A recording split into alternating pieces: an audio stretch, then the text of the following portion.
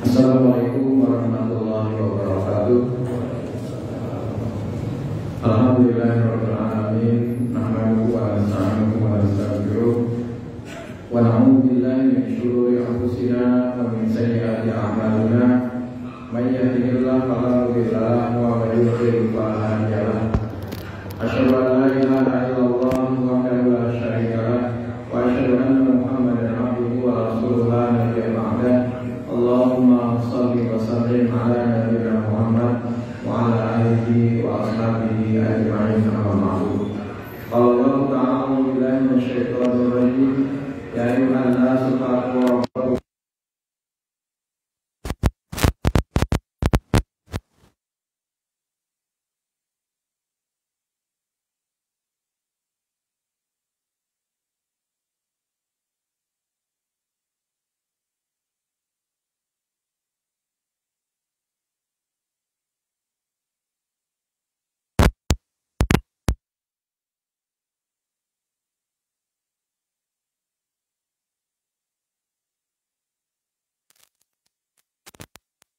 Karunia-Nya jualah sehingga pada kesempatan hari ini kita sudah memasuki tanggal 10 Safar 1445 Hijriah.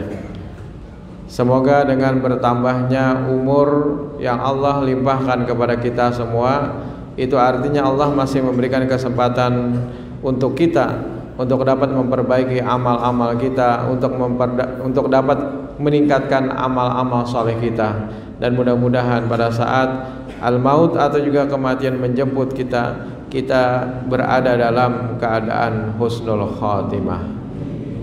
Amin ya rabbal alamin. Karena sesungguhnya yang akan membuat seseorang berada pada akhir hayatnya itu adalah amal yang diukirnya sebelumnya. Salawat dan salam semoga senantiasa tercurah kepada Nabi kita Muhammad sallallahu alaihi wasallam beserta keluarga, para sahabat, tabi'in, serta pengikut beliau yang senantiasa istiqomah menjalankan sunnah-sunnah makbulahnya hingga akhir zaman. Bapak Ibu sekalian yang dirahmati Allah, pada kesempatan di malam hari ini bahasan kita membahas tentang kaifiat atau juga tuntunan salat, karena salat adalah merupakan ibadah pokok dari ibadah-ibadah lainnya yang diwajibkan bagi seorang hamba. Awwalu ma yuhasabu bihil abdu yaumal qiyamah min amalihi salatuhu. Amal-amal yang pertama kali nanti akan dihisab dari perbuatan atau amal seorang hamba itu adalah salatnya. Fa in salahat faqad anjaha wa aflaha. Barang siapa yang salatnya itu bagus, maka dia termasuk orang yang aflaha wa anjaha. Aflaha itu artinya dia mendapatkan kemenangan. Jadi mendapatkan kemenangan, hayya 'alal falah. Wa anjaha artinya adalah dia adalah orang yang sukses, Pak. Orang yang sukses. Najihun, orang yang sukses atau juga berhasil. Jadi keberhasilan itu bukan hanya dia berhasil mengumpulkan harta di dunia, tetapi adalah bagaimana amal yang utamanya, yaitu adalah salat. Salatnya itu bagus, salatnya itu mengikuti tuntunan. Salat yang dikerjakannya adalah betul-betul karena Allah Subhanahu wa ta'ala, karena diterimanya amal seorang hamba menurut Fudail bin Iyad itu dua kriteria. Pertama adalah mukhlisan niyata kalillah, engkau ikhlaskan niatmu karena Allah. Kedua adalah mutabi'an munasiban ila Rasulillah sallallahu alaihi wasallam, mencontohi, mengikuti kepada apa yang dilakukan oleh Rasul. Maka itu kita berupaya untuk mengkaji hadis-hadisnya agar kita bisa mencari bentuk yang paling dekat dengan apa yang dipraktekkan oleh Nabi sallallahu alaihi wasallam. Nah, wa in fasadat, tapi sebaliknya kata Rasul, kalau salatnya itu rusak, faqad khaba wa khasira, maka dia termasuk orang yang celaka dan juga termasuk orang yang rugi. Jadi rugi itu bukan bangkrut, Rugi itu bukan dia kehabisan harta, tetapi rugi seseorang adalah manakala salatnya adalah salat yang rusak. Bahkan Nabi pernah berapa kali mengingatkan musius shalah, orang yang keliru atau tidak benar salatnya, sampai Nabi ulang kata Nabi, ulang lagi sampai orang ini pun akhirnya menyerah bahasanya. Wahai Rasul, ajarkan ulun bagaimana praktek salat yang benar. Akhirnya Nabi SAW pun menjelaskan. Kemudian Nabi bersabda di akhir daripada sabda beliau, sallu kama ra'aitumuni usalli, salatlah kalian sebagaimana aku salat. Bapak Ibu sekalian yang dirahmati Allah, maka sebelum kita mengerjakan ibadah salat, tentu harus ada persiapan-persiapan yang mesti kita lakukan, Pak. Pertama adalah mengetahui masuknya waktu salat. Inna salata kanat 'alal mu'minina kitaban mauquta, surah An-Nisa ayat 103. Sesungguhnya salat itu adalah sebagai sebuah kewajiban yang ditentukan waktunya atas orang-orang yang beriman. Kemudian di dalam riwayat yang lain, an Anas bin Malik anna Rasulullah sallallahu alaihi wasallam qala, dari Anas bin Malik, sesungguhnya Rasul sallallahu alaihi wasallam pernah bersabda, man nasiya salatan, barang siapa yang dia lupa salat, falyusalliha idza dzakaraha, maka hendaknya dia kerjakan ketika dia ingat. La kafaratan laha, tidak ada kafarat atau juga tidak ada yang namanya qada di dalam salatnya, illa dzalika, kecuali yang demikian itu. Jadi kalau seseorang lupa, maksud lupa di sini bisa gila, yaitu lupa, atau bisa juga ketika seseorang dalam keadaan tertidur, Pak. Karena rufi'al qalam an thalathin, diangkat pena dari 3 golongan. Pertama adalah sobi, orang yang bayi atau juga anak kecil yang belum balik sampai dia dewasa. Orang yang tidur sampai dia bangun kembali. Kemudian orang yang gila sampai dia normal atau waras. Sehingga kenapa jar ada penusukan sakanya mengaku gila, Pak? Karena kada dihukum gitu. Kada dihukum. Jadi dari hukum positif juga tidak dikenai hukuman. Maka itu imbah melakukan pembunuhan atau mungkin juga penusukan terhadap tokoh agama atau juga ustadz misalnya, lalu pura-pura gila orang yang menusuk ini. Nah, jadi kalau seandainya seseorang itu tertidur, maka ketika dia bangun, dia tetap wajib untuk mengerjakan sholatnya. Itu bukan qada, Pak. Jadi bukan qada, tapi ini tidak disengaja. Kalau disengaja mendengar aja bunyi azan tapi tetap meragap guguling, nah itu namanya sengaja. Dia tetap berdosa. Ini betul-betul tidur dalam keadaan nyenyak, dia tidak mendengar sama sekali. Bangun-bangun ternyata jam sudah menunjukkan jam 6:30 misalnya pagi. Maka ketika dia bangun, dia tetap wajib untuk mengerjakan sholat subuh. Dan itu bukan qada, Pak. Tetap wajib baginya untuk mengerjakan sholat subuh walaupun waktunya sudah jam 6:30. Jadi ini tidak disengaja. Beda hanya disengaja maka berdosa. Bahkan Nabi SAW, tapi apa yang terjadi pada diri Nabi tentu hikmahnya adalah menjadi hukum bagi kita. Pada saat Nabi pulang dari peperangan bersama para sahabat, rupanya pada saat itu Nabi sudah berpesan kepada Bilal, wahai Bilal, berjaga-jagalah subuh ini karena kami ingin beristirahat. Berjaga-jagalah waktu subuh karena kami ingin beristirahat terlebih dahulu. Ternyata orang yang dipesani ini Bilal rupanya teguring juga, Pak. Sama-sama teguring. Nabi dan para sahabat yang lain sudah berpesan, mereka ingin istirahat.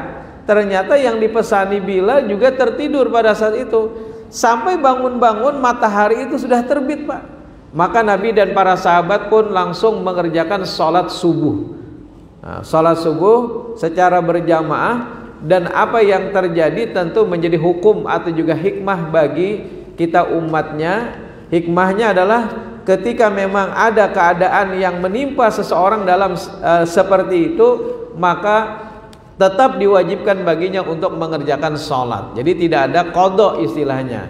Kunna nu'maru biqada'is shaum wala nu'maru biqada'is shalah. Kami diperintahkan Nabi, kata Aisyah, untuk mengqada puasa, wala nu'maru biqada'is shalah. Tidak pernah diperintahkan oleh Nabi untuk mengqada salat. Jadi yang namanya salat baik kada usah diqada-qada. Kayak apa caranya? Bahari misalnya di masa SMP, SMA, padahal sudah balik, masih belang kambingan salatnya. Bukan belang hadangan, kambing terus yang disalahkan. Kayak apa caranya? Apakah 2 kali sholat, misalnya tadi sholat maghrib bangkit lagi? Ada orang yang mempraktekkan seperti itu, Pak. Setelah dia sholat maghrib, lalu dia bangkit kembali mengerjakan ikam. Tadi sholat apa? Dikira sholat sunat. Oh, sekalinya jasidin, aku tadi menggawi sholat maghrib kunang bahari. Nah, padahal tidak ada yang namanya qada di dalam sholat. Jadi qada di dalam sholat, apa yang sudah kita tinggalkan di masa lalu, maka tidak bisa lagi kita ulangi kembali hari ini. Bahkan kalau ada orang yang melaksanakan 2 kali sholat dalam satu waktu, itu justru haram, melanggar syariat. Pernah suatu ketika Qais dikira Nabi 2 kali sholat dalam satu waktu.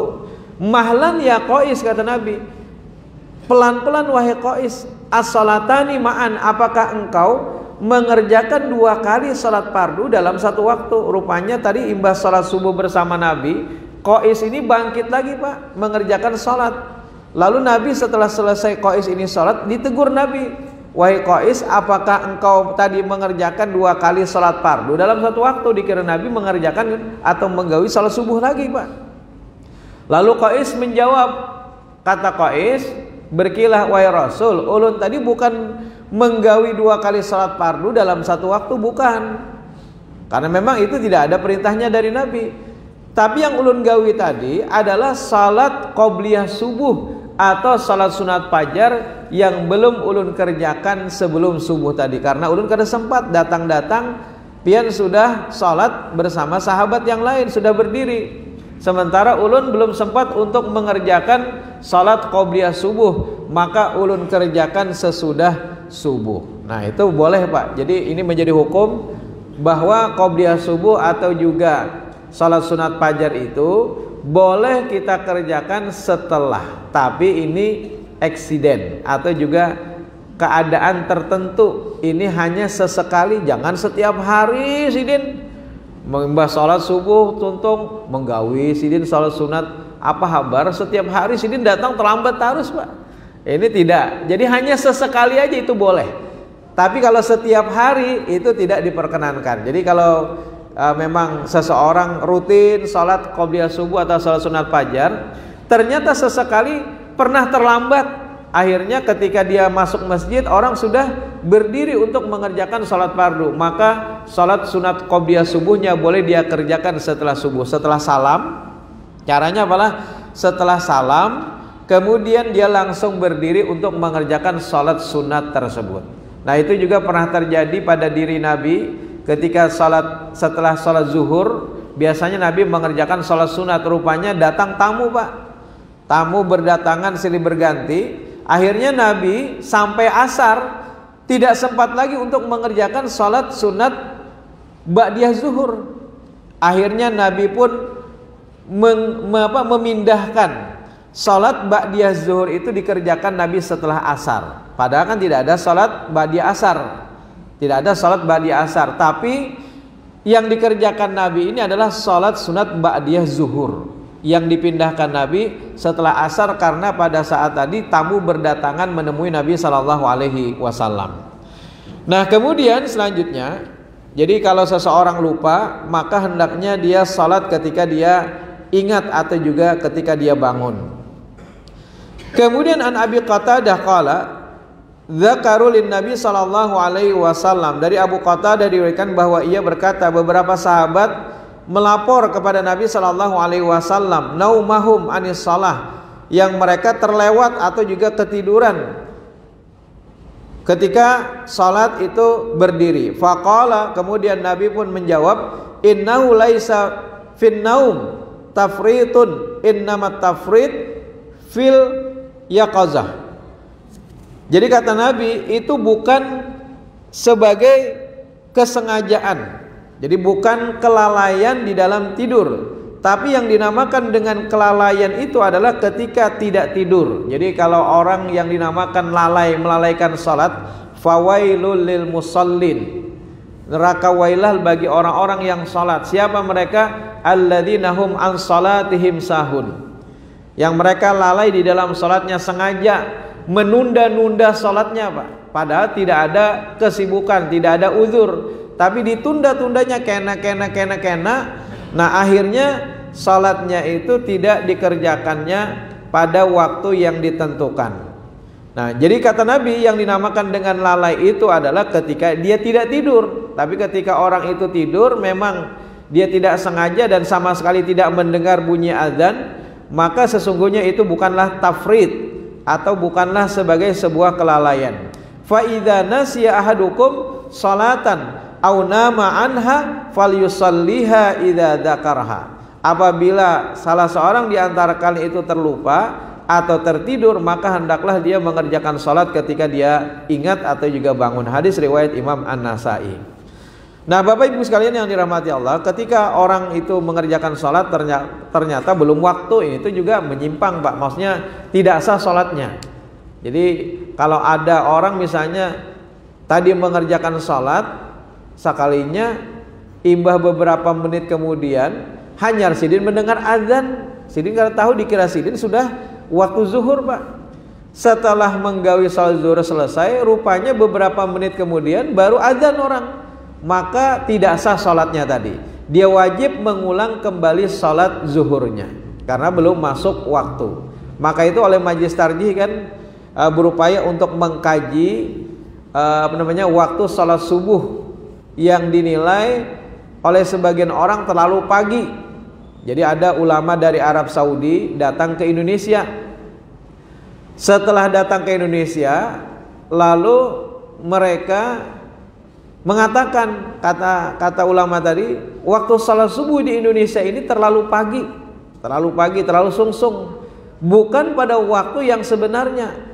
Waktu sebenarnya itu kapan? Yaitu adalah fajar sodik. Jadi fajar itu ada dua, ada fajar kadzib, ada juga fajar sodik. Nah fajar kadzib itu diterang di atas langit, Pak. Ketika pian bangun mungkin jam 4:30, jam 5 kurang, itu terang di atas kemudian gelap lagi, itu namanya fajar sodik, fajar kadzib. Nah kalau waktu salat subuh itu adalah waktunya ketika fajar sodik, yaitu terang di atas langit kemudian seterusnya terang sampai matahari itu terbit. Nah, jadi yang dinamakan dengan fajar sodik itu bukan matahari terbit, malah bukan. Sekali lagi bukan. Beda halnya kalau matahari terbit itu sudah habis waktu sholat subuh. Nah jadi waktu fajar sodik itulah waktu awal daripada sholat subuh. Nah akhirnya oleh majelis tarjih dikaji betul nggak nih, apakah memang apa yang dikritik oleh ulama Arab Saudi bahwa waktu sholat subuh di Indonesia ini terlalu pagi. Akhirnya dikerahkanlah tim oleh majelis tarjih untuk mendeteksi waktu sholat subuh. Dipotret, Pak, fajar itu dari detik ke detik dipotret. Kemudian setelah itu dikaji berapa derajat yang sebenarnya waktu sholat subuh itu. Akhirnya dikoreksi oleh majelis tarjih, waktu sholat subuh itu dimundurkan sebanyak 2 derajat. Nah, dimundurkan sebanyak 2 derajat. 1 derajatnya 4 menit, berarti kalau 2 derajat 8 menit. Maka itu kalau misalnya hari ini sholat subuh jam 5:05 misalnya, berarti jam 5:13. Nah tambahkan 8 menit, jam 5:13 berarti. Jadi 8 menit itulah waktu yang telah dikoreksi oleh majelis tarjih. Kalau zuhur, asar, maghrib, isya itu sama. tidak dikoreksi karena tidak ada kekeliruan. Bapak Ibu sekalian yang dirahmati Allah. Kemudian yang kedua adalah menutup aurat. Nah, ini tentu bagi seorang laki-laki auratnya adalah batasannya antara pusat sampai dengan lutut. Cuma secara bijaknya dan juga kesopan santunannya, maka ketika sholat ya jangan juga kada berbaju misalnya. Mentang-mentang batasan aurat laki-laki itu antara pusat sampai dengan lutut, maka ya perlu juga kita memakai pakaian yang sopan ketika masuk masjid. Ya bani Adam khudhu zinatakum inda kulli masjidin wa kulu washrabu wa la tusrifu. Hai anak cucu Adam, pakailah pakaianmu yang indah di setiap memasuki masjid. Makan dan minumlah dan jangan berlebih-lebihan. Jadi diperintahkan bagi kita untuk memakai pakaian yang pantas. Bukan pakaian yang baru Pak, tetapi pakaian yang terbaik. Entah itu baju koko kah, atau mungkin pakaian yang sopan ketika kita mengerjakan ibadah salat. Walaupun batasan aurat tadi antara pusat sampai dengan lutut. Nah bagi perempuan seluruh tubuh wanita itu adalah aurat kecuali hadza wa hadza, kecuali ini dan ini kata Nabi. Kecuali wajah dan telapak tangan, itu bukan aurat bagi wanita. Bahkan haram hukumnya seorang wanita ketika sholat, ketika tawaf itu menutup wajahnya. Itu haramnya, kecuali kemarin pada saat Covid malah, jangankan perempuan, laki-laki kan pada saat Covid kemarin kita menutup muka atau juga menutup hidung pada saat kita sholat.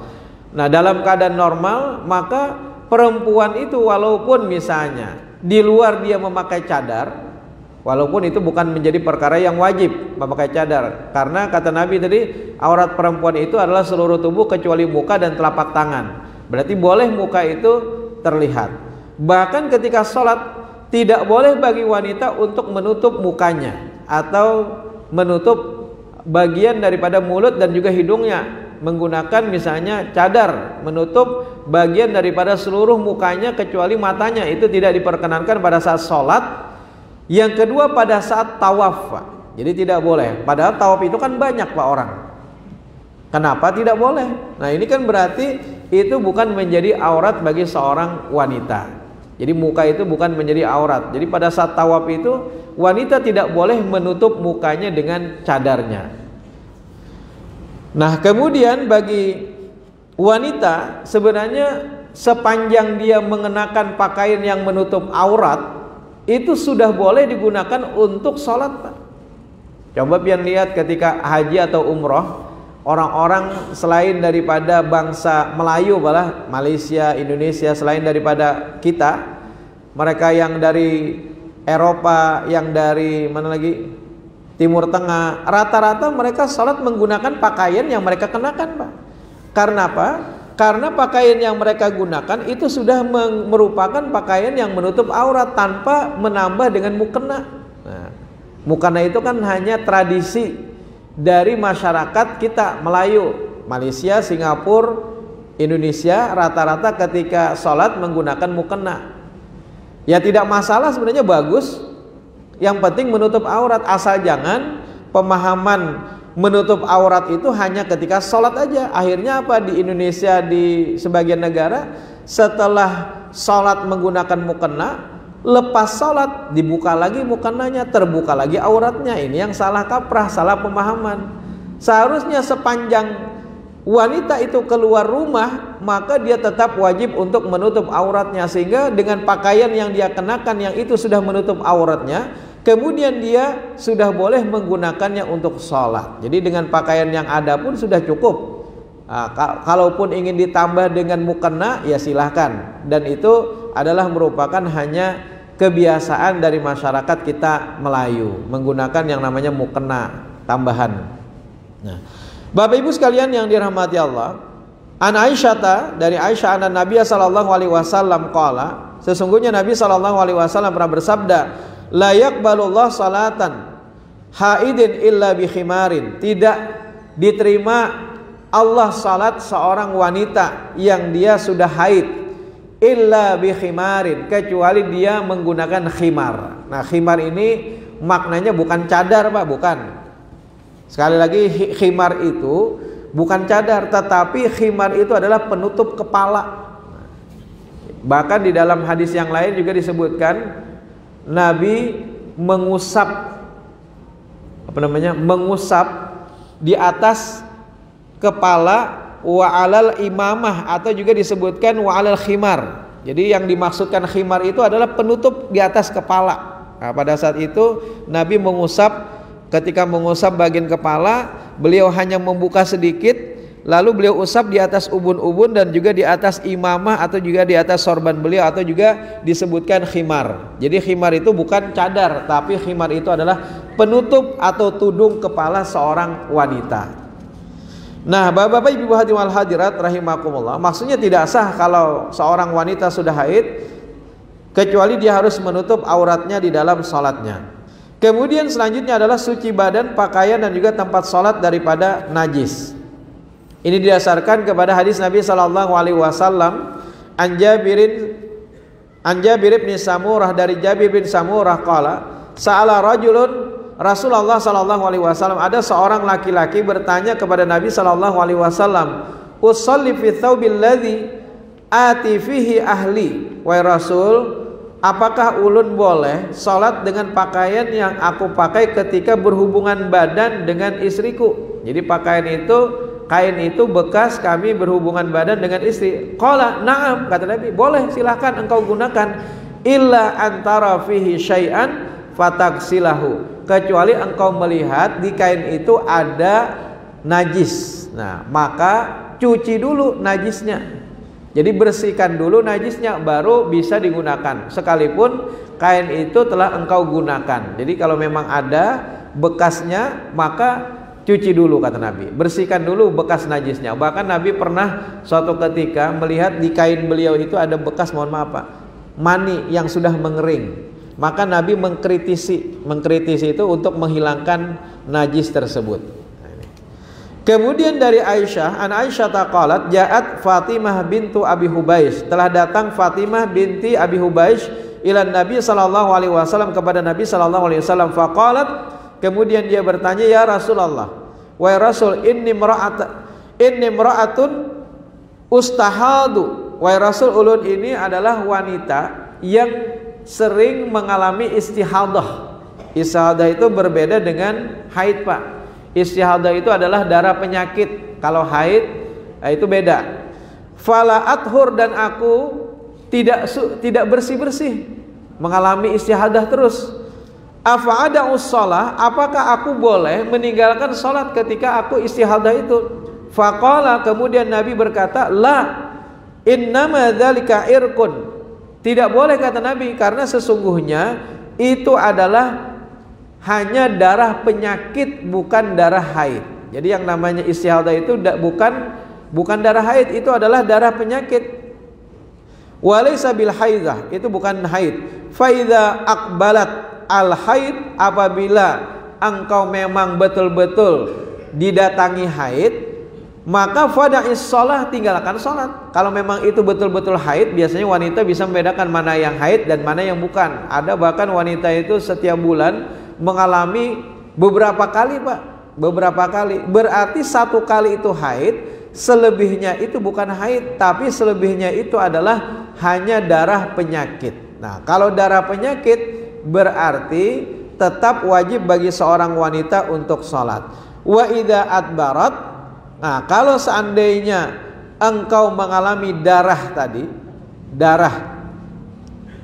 apabila engkau telah selesai daripada darah haid, faksili, maka mandilah, ankidam thumma sholli, setelah itu sholatlah.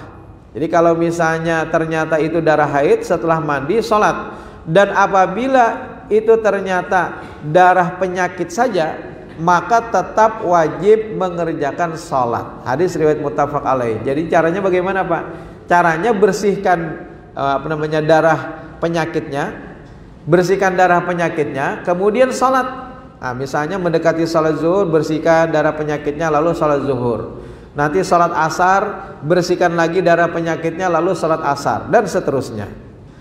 Nah, kemudian di dalam riwayat yang lain juga disebutkan An Yahya bin Sa'idin qala sami'tu Anas bin Malik, aku mendengar Anas bin Malik qala, ia berkata, ja'a Arabi, telah datang Arab Badui ke masjid Nabi, fabala fi ta'ifatil masjid, kemudian dia kencing di pojok masjid, Pak. Arab Badui, ngarannya Arab Badui, tak tahu bahasa, langsung bak amih di pojok masjid. Kemudian fazajarahun nas, pada saat itu orang-orang pun atau sahabat-sahabat pada marah, ingin marah terhadap orang ini. Maka apa? Fanahahum Nabi sallallahu alaihi wasallam. Lalu Nabi sallallahu alaihi wasallam pun melarang, mencegat para sahabat memarahinya. Falamma qada baulahu, maka ketika orang Badui tadi selesai daripada kencingnya, jadi Nabi tahan, jangan marah, jangan engkau marahi dia. Nah, ketika Arab Badui tadi selesai daripada kencingnya, apa kata Nabi? Amaran Nabi sallallahu alaihi wasallam bidzanubin min ma'in. Nabi memerintahkan untuk mengambil setimba air. Min ma'in fa'uhriqa alaihi, kemudian disiramkan di atas bekas kencingnya tadi. Jadi setelah disiramkan, yang penting sudah hilang ainnya, Pak. Ain itu pokok daripada najisnya, maka itu sudah selesai. Apalagi bahar itu kan tanah, ima disiram, meresap, selesai. Kalau kita mungkin disiram sebentar, setelah itu dilap, maka selesai sudah, Pak. Jadi yang penting ain najasahnya itu sudah hilang. Nah, kemudian selanjutnya adalah suci daripada hadas kecil dan juga hadas besar. Nah, jadi suci daripada hadas kecil, ada hadas besar. Pertama adalah janabat, junub. Yang kedua adalah bagi seorang wanita, dia dalam keadaan haid, maka ketika haidnya selesai dia juga wajib untuk mandi. Atau seseorang mimpi, maka juga wajib untuk mandi. Adapun hadas kecil antara lain misalnya adalah sesuatu yang keluar, baik itu dari kubul atau juga dubur, kentut, atau mungkin juga buang air kecil, buang air besar. Kemudian selanjutnya adalah melakukan buang air besar, buang air.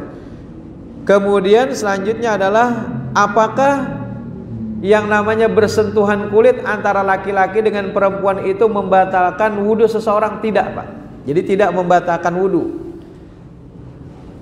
Apa dalilnya? Dalilnya adalah ketika Nabi Shallallahu Alaihi Wasallam pada saat itu Aisyah kehilangan Nabi dari sisinya. Bari itu kan kada ada lampu, Pak. Di hahar mana? Di Nabi kada ada dari samping Aisyah. Pada saat dicari-cari, diraba-raba, oh ternyata tercapai batis Nabi yang ketika itu Nabi sedang sholat. Nah, terhadap kejadian ini Aisyah memegang Nabi. Nabi tetap meneruskan sholatnya, Pak. Ini artinya apa? Bersentuhan antara laki-laki dengan perempuan dalam artian hubungan suami istri itu tidak membatalkan wudhu seseorang. Itu pertama. Hadis yang kedua ada lagi ketika Nabi berangkat ke masjid, maka Nabi pun qabbala, mencium salah seorang daripada istri beliau, kata Aisyah. Jadi ketika Nabi berangkat ke masjid, Nabi mencium salah seorang daripada istri beliau. Lalu ditanyakan, siapa salah seorang dari istri itu? Apakah engkau? Maka Aisyah pun tersipu-sipu malu pada saat itu. Nah, jadi pada saat itu Nabi tetap mengerjakan sholat ketika beliau masuk ke dalam masjid, walaupun tadi beliau sudah mencium istrinya.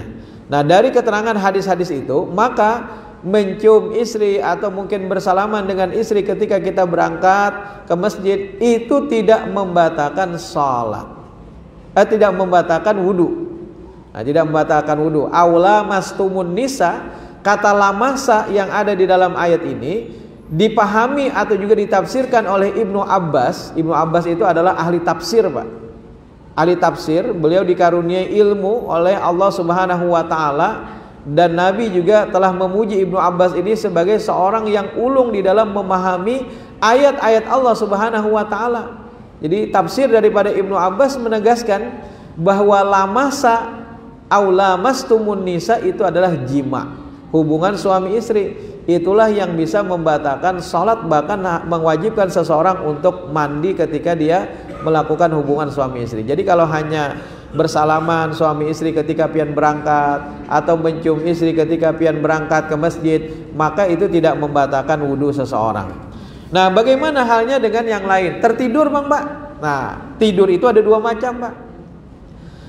Tidur yang nyenyak dan tidur yang tidak nyenyak. Contohnya tidak nyenyak itu kayak apa? Misalnya ketika pian mendengar ceramah, ketika pian mendengar khutbah siang tadi, pian terkantuk-kantuk nah sampai termangut-mangut, tertunduk-tunduk saking mengantuknya. Wajar aja Pak, sudah seharian begawi kan, sampai di sini sisa-sisa tenaga, tapi alhamdulillah luar biasa bisa hadir di masjid mendengarkan kajian, walaupun mungkin sisa-sisa tenaga, ya tak kantuk-kantuk itu kada masalah, yang penting ada aja Pak sangkut.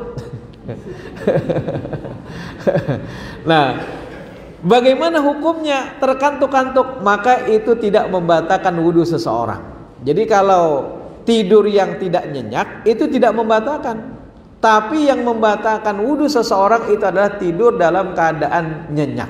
Nah, bahkan di zaman Nabi SAW, para sahabat ketika mereka menunggu waktu isya, mereka untuk pulang kan jauh rumah Pak.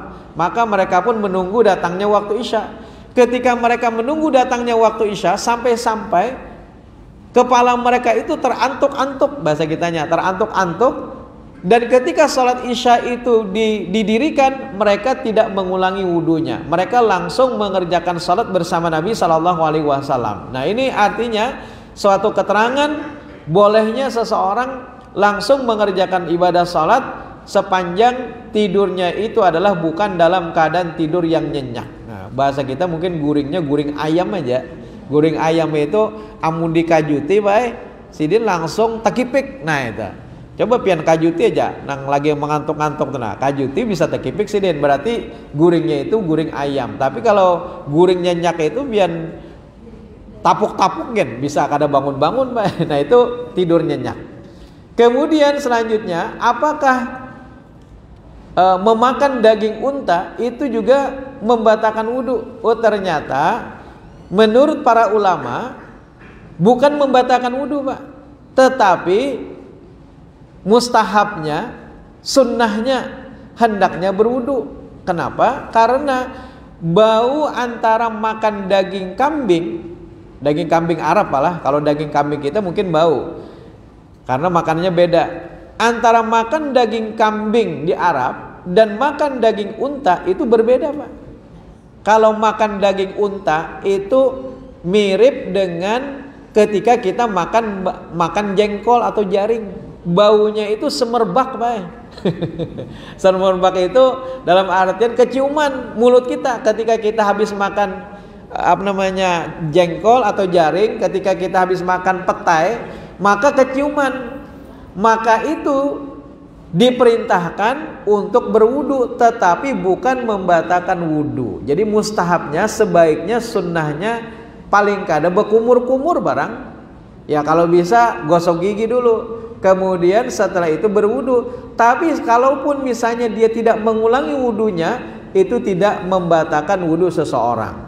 Nah, walaupun memang ada riwayat yang menyebutkan, ada hadis yang menyebutkan ketika Nabi ditanya bagaimana kalau makan daging kambing, maka kata Nabi tidak batal. Ketika makan daging unta, maka kata Nabi berwudulah. Nah, lalu dipahami oleh para ulama sebenarnya itu bukan suatu yang wajib. Itu pertama. Yang kedua adalah ternyata riwayat itu datangnya belakangan, duluan. Setelah itu ada riwayat yang menyebutkan bahwasanya makan daging yang dibakar itu tidak membatalkan wudu, termasuk juga adalah daging unta itu tidak membatalkan wudu seseorang. Kalaupun, nah termasuk juga ini Pak, apakah membawa jenazah membatalkan wudu? Itu ada hadisnya juga, tetapi ternyata bukan membatalkan wudu. Bukan membatalkan wudu. Ini kalau membatalkan wudu baik ngalih banar sedikit aja angkat jenazah batal wudu misalnya. Ada riwayat itu memang, tetapi maksudnya adalah bukan membatalkan wudu seseorang. Memandikan jenazah wajib baginya untuk mandi, sebenarnya bukan wajib, tapi mustahabnya, hendaknya dia mandi. Kalaupun dia tidak mandi, langsung mencuci tangannya saja, itu sudah cukup. Jadi bukan menjadi hadas besar, bukan. Ketika seseorang memandikan jenazah. Jadi silakan aja ketika hendak mandi, silakan. Baiknya kalau dia tidak mandi dengan mencuci tangannya saja setelah dia memandikan jenazah, karena mungkin merasa kotor ketika menyeka mayat, lalu dia ingin mandi dulu, silahkan, bagus lagi. Kalau dia ingin membasuh tangan saja itu sudah cukup. Demikian yang bisa saya sampaikan pada kesempatan di malam hari ini, mudah-mudahan bermanfaat. Ini adalah persiapan bagi kita ketika kita ingin mengerjakan ibadah salat. Insyaallah kita akan lanjutkan pembahasan bagaimanakah praktek ibadah salat tersebut. Demikian, subhanakallahumma wa bihamdika asyhadu an la ilaha illa anta astaghfiruka wa atubu ilaik. Wassalamualaikum warahmatullahi wabarakatuh.